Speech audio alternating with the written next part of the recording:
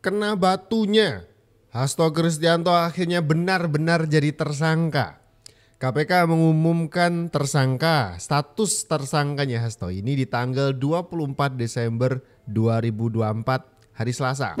Sekjen PDIP Hasto Kristianto tersangka KPK ini dirilis di tanggal 24 Desember 2024. Ini ada bad news. Saya mau ditetapkan sebagai tersangka. Peran Hasto di kasus itu sebenarnya bisa dilacak dari statementnya si Saiful. Pernah suatu waktu ketika dia sedang keluar dari KPK disebut, bener nggak itu uang dari Hasto? Iya. Dia mengiyakan. Iya. Selamat datang di Yuda Media HD. Selama beberapa menit ke depan kita akan ngebahas ini geger ini berita Sekjen PDIP Hasto Kristianto akhirnya ditetapkan tersangka oleh KPK. Kita akan bahas detil-detilnya, jadi pastikan kalian nonton sampai habis video satu ini. Kita akan mulai dari berita yang saya kutip dari detik.com. Sekjen PDIP Hasto Kristianto tersangka KPK ini dirilis di tanggal 24 Desember 2024. KPK menetapkan Sekjen PDIP Hasto Kristianto sebagai tersangka. Dan detailnya dia dijerat dalam perkara dugaan suap bersama-sama dengan Harun Masiku yang masih jadi buron hingga sekarang.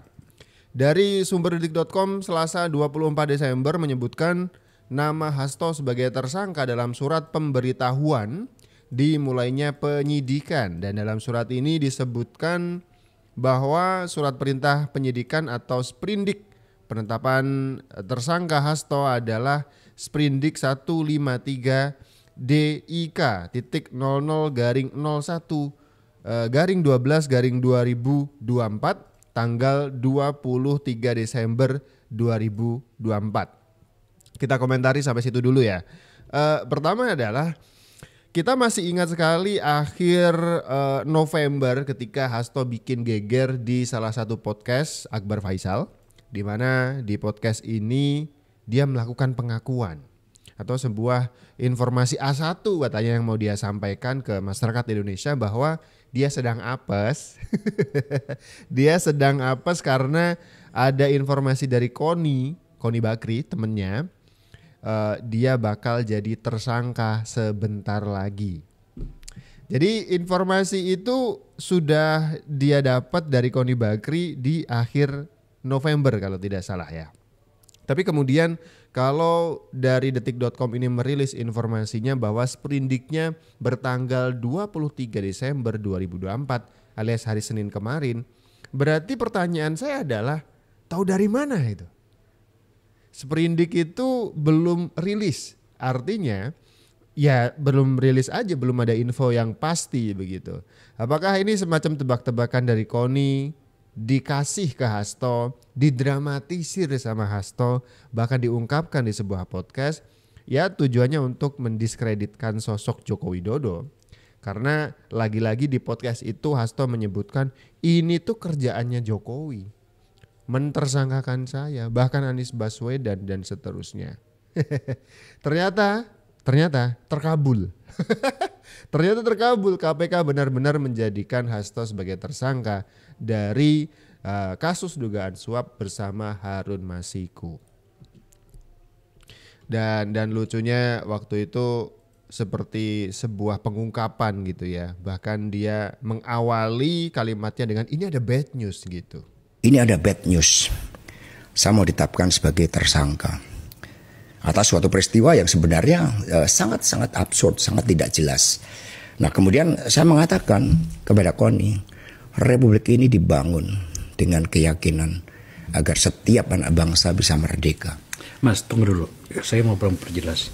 Mau ditersangkakan, itu informasi yang sudah lama ada. Sejak berbulan-bulan lalu, sebenarnya siapa yang sedang mengincar Anda? Menurut informasi dari Mbak Koni ya? Ya, karena di dalam pesan itu sangat jelas. Sebaiknya saya tidak usah turun ke Sumatera Utara mempersoalkan Bobi Nasution. Sebaiknya Jakarta dan Jawa Tengah semua sudah di-set. Bahkan ditambah Jogja. Kemudian saya berimajinasi bukan hanya Jogja. Jokowi kan juga punya orang-orangnya di Jawa Timur. Oke, jadi intinya Di podcast itu Akbar Faisal nanya, dari kemarin-kemarin Anda bilang mau ditersangkakan, sebenarnya siapa itu orangnya? Akhirnya Hasto menyebutkan nama Jokowi. Bahkan dia bilang dia berimajinasi, semuanya udah dikuasai oleh Jokowi. Jadi Hasto ini ibaratnya sedang ditarget saja, tinggal nunggu waktu. Itu mungkin wishful thinking ya, istilahnya itu adalah sebuah ketakutan yang belum terjadi. Tapi karena dia menginginkan benar-benar itu terjadi, kejadian juga nih. Ditersangkakan sama KPK kan soal kasus Harun Masiku begitu. Ini menarik.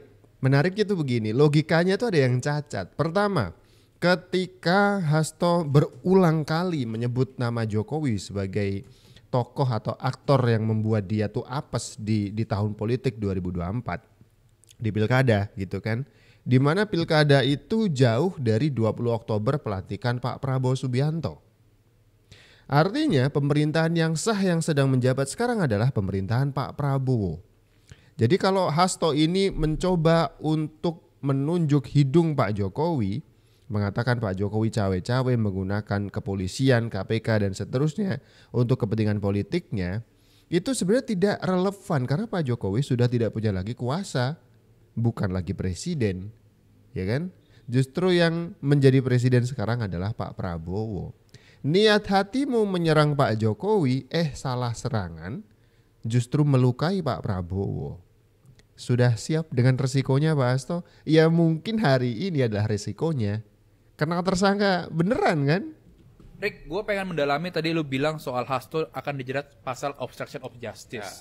Tadi berkaitan juga soal ubur-uburan di PT IKA ya. Apakah waktu itu narsum lu itu mengetahui Harun Masiku tuh sebetulnya ada di PT IKA apa enggak? Oke, ya. Jadi setelah dari apartemen itu mereka berdua bertemu bertemu di sebuah SPBU. Dari situ mereka kemudian menuju PT IKA. Ya. Kenapa pertemuan itu berlangsung? Karena sebelumnya ada komunikasi antara Saiful kepada Harun Masiku untuk merendam handphonenya dia. Merendam handphone. Bener dilakukan itu. Dan Harun itu tidak tahu apa yang melatari arahannya perintah itu ya. Karena itulah mereka kemudian bertemu. Ternyata arahan yang dibuat oleh Saiful itu nggak lepas dari peristiwa ketika KPK itu melakukan operasi tangkap tangan, gitu ya.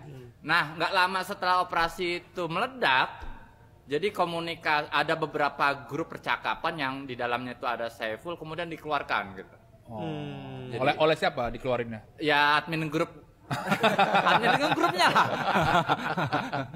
Oke. Terus setelah itu apa yang terjadi itu? Setelah Saiful dan kemudian Harun masuk ke PT IKA itu, Rick?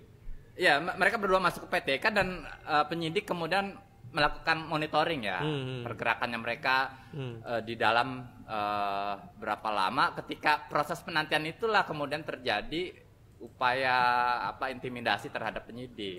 Tapi kalau nggak salah kan gue inget tuh Hasto kan sempat jadi buruan wartawan. Ya kan, betul. Pada hari itu dan sempat tuh ketemu di sebuah acara PDIP. Expo. Dan ditanya betul, kan kemana pada waktu ontran itu katanya sakit perut. Tapi apa yang sebenarnya terjadi itu? Dan setelah saya minum puyir capuk dia bilang Iya. Ada itu teman-teman wartawan nunggu 10 jam itu dari pagi baru keluar dia tuh sekitar jam 5 sore. Tapi sebenarnya dia kemana itu dia, Rick? Kalau penyidik meyakini beliau masih ada di PTK sana. Dan keterangan yang kemudian kita peroleh dari orang-orang dekat Hasto mengatakan bahwa ketika itu Hasto sedang berada di rumah seorang orang dekatnya untuk periode waktu yang cukup lama lah, lebih dari 1 hari. Gitu. Jadi ini sebenarnya agak membingungkan juga sih sebenarnya. Berarti KPK itu sudah punya bukti yang jelas ya bahwa memang jejaknya Hasto di PT IKA, lalu jejaknya Harun Masiku pun di PT IKA begitu ya. Betul. Dan pengakuan tentang peran Hasto di kasus itu sebenarnya bisa dilacak dari statementnya si Saiful.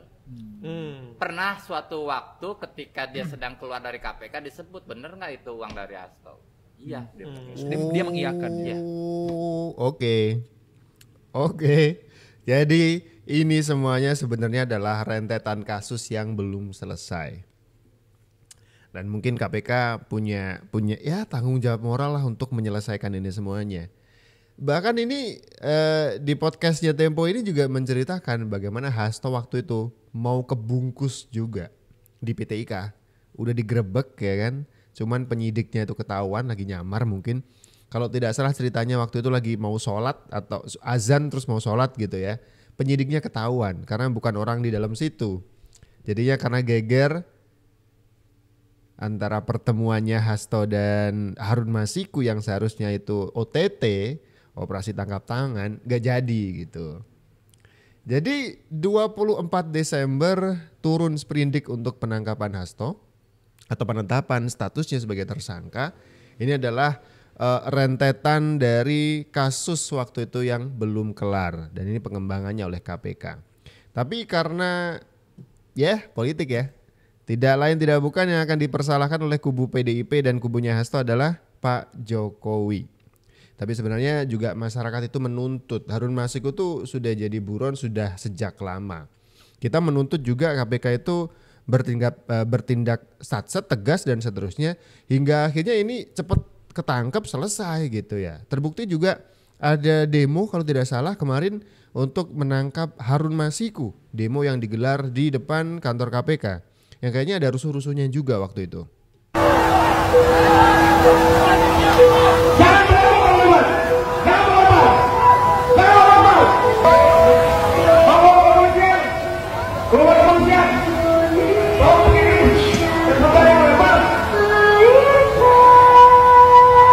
Ini adalah aksi demo mahasiswa di depan gedung KPK berjalan ricuh teman-teman pada hari Senin tanggal 23 Desember kemarin dan inti demo adalah mahasiswa menuntut KPK untuk segera ngeberesin kasus Harun Masiku.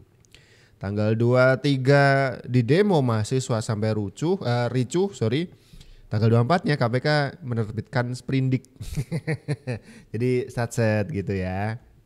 Setia Novanto sebut Pramono Anung terima dana korupsi EKTP. Kok bisa? Jadi rame lagi di sosial media soal terpidana Setia Novanto ternyata pernah menyebut nama-nama yang terlibat dalam menerima uang korupsi EKTP. Setnov juga bahkan terang-terangan menyebut nama Pramono Anung menerima uang tunai $500.000 Amerika atau setara dengan 7,6 miliar rupiah.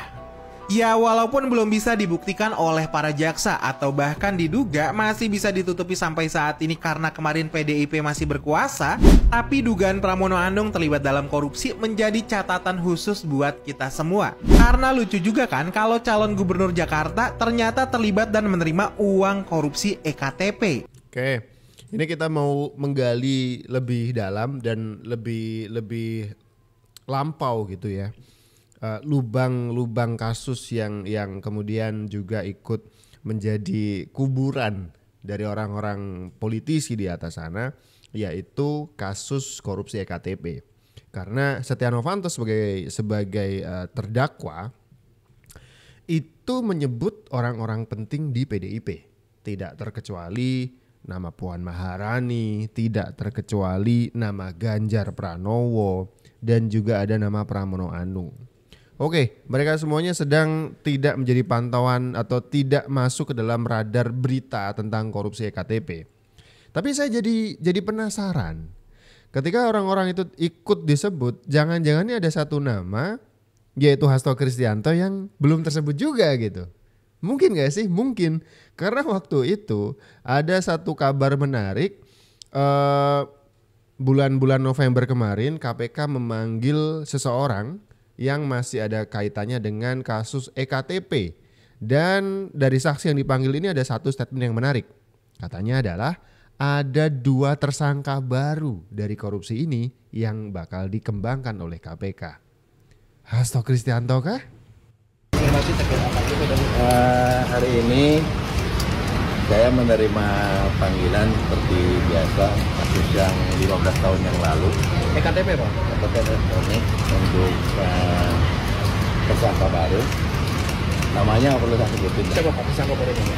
Ya udah masuk proses penyidikan nggak usah. Apa namanya? Inisial aja Pak? Ya? Inisialnya?